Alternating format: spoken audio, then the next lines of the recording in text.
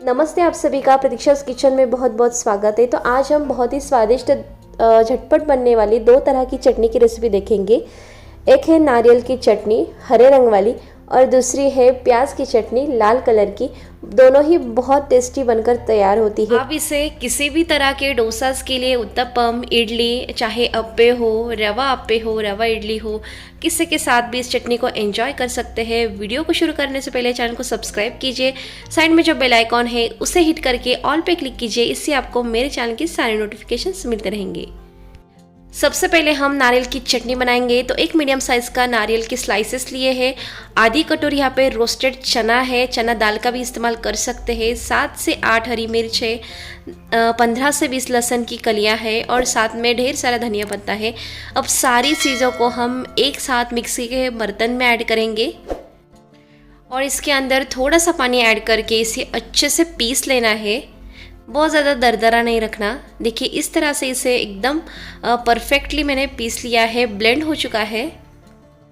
अब ये चटनी और भी स्वादिष्ट बनाने के लिए हम इसमें 2 बड़ी चम्मच दही ऐड करेंगे। अगर आपके पास दही नहीं है तो आप एक टुकड़ा इमली का डाल सकते हैं, साथ ही साथ में 1 चम्मच चीनी भी डालें।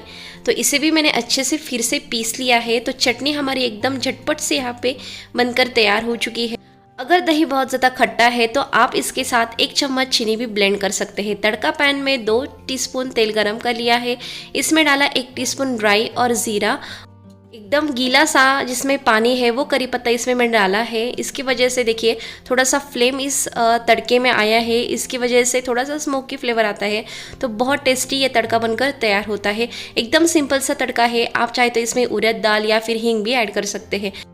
आप इसे इडली डोसा किसी के साथ भी खाएं, लेकिन मुंह में एकदम स्वाद घुलने वाली ये चटनी बनकर तैयार होती है। अब चलते हैं प्याज की चटनी की तरफ। तो यहाँ पे मैंने पैन में 2 टीस्पून तेल को गरम कर लिया है। इसके बाद हम इसमें ऐड करेंगे 1 बड़े साइज़ का प्याज रफली चॉप किया हुआ। तो आप मीडियम साइज़ के 2 प्याज भी ले सकते हैं। ये 50% तक सॉटर होने तक हम इसे अच्छे से भून लेंगे। तो यहाँ पे आप देख सकते हैं हल्के से ये रेड भी हो चुके हैं, पिंकिश कलर आया है, ट्रांसलूसेंट भी है। अब हम इसमें थोड़े से खड़े मसाले ऐड करेंगे। तो 1 बड़ा चम्मच साबुत धनिया है, 1 बड़ा चम्मच उड़द दाल ली है, बची हुई दाल हम तड़के के लिए यूज़ करेंगे। 1 छोटा चम्मच रोस्टेड चना है। अगर आपके पास रोस्टेड चना दाल नहीं है तो आप यहाँ पे साबुत चना या फिर चना दाल भी यूज़ कर सकते हैं। 4 सूखे लाल मिर्च डाली है और 1 टुकड़ा यहाँ पे मैंने इमली का डाला है, जिसकी वजह से ये जो चटनी है इसमें हल्की सी खटास रहती है और एकदम चटपटी बनकर तैयार होती है। सारे मसाले को मैंने 1 मिनट के लिए लो फ्लेम पे भून लिया है। अब हम इसके बाद गैस को बंद कर देंगे और इसी गरम फ्लेम में हम यहाँ पे डाल रहे हैं 1 बड़ा चम्मच कश्मीरी रेड चिली पाउडर। इससे कलर बहुत बढ़िया आता है चटनी को। ये तीखे में कम है और कलर में ज़्यादा है, तो ये बिल्कुल भी ऑप्शनल है। अच्छे से मिला देने के बाद ये मसाला थोड़ा सा ठंडा होने के बाद मैंने मिक्सी के बर्तन में डाल दिया है। अब उसी पैन में थोड़ा सा पानी डाल के इस मिक्सी के बर्तन में ऐड करेंगे और इसे अच्छे से पीस लेंगे। अगर आपको थोड़ी सी ये चटनी जो है वो स्वीट चाहिए तो यहाँ पे आप 1 गुड़ का छोटा टुकड़ा भी डाल सकते हैं। अब यहाँ पे मैंने स्वाद अनुसार नमक डाला है और ये देखिए इस तरीके से ये चटनी हमारी बनकर तैयार है। बहुत ही स्मूथ टेक्सचर आया है, एकदम बहुत ज़्यादा गाढ़ी नहीं है या फिर बहुत ज़्यादा पतली भी नहीं है।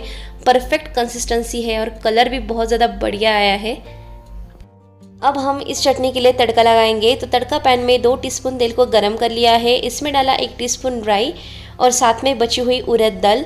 आप चाहे तो यहाँ पे ज़ीरे का भी इस्तेमाल कर सकते हैं। 2 चुटकी इसमें हींग डालिएगा, इससे बहुत ज़्यादा फ्लेवर और स्वाद आता है। 10 से 12 करी पत्ता यहाँ पे मैंने डाले हैं। अब गैस को मैंने बंद किया है।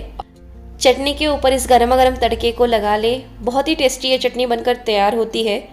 दोनों ही चटनियाँ जो मैंने बताई हैं वो एकदम कम सामान में और कम समय में बहुत ही झटपट बनकर तैयार होती है और टेस्टी भी उतनी ही लगती है।